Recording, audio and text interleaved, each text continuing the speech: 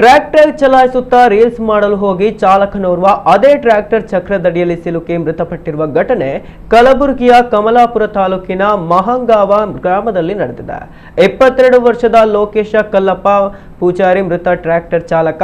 Lokesha tractor ಮೂಲಕ ಹೊಲದಲ್ಲಿ ಉಳುಮೆ ಮಾಡುತ್ತಿದ್ದ.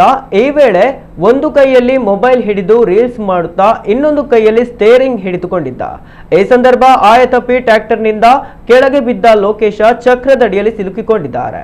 ಪರಿಣಾಮ ಟ್ರ್ಯಾಕ್ಟರ್ ದೇಹದ ಮೇಲೆ ಹರಿದು ಸ್ಥಳದಲ್ಲಿಯೇ ಕೊನೆಯುಸಿರೆಳಿದಿದ್ದಾರೆ ಎಂದು ತಿಳಿದು ಬಂದಿದೆ.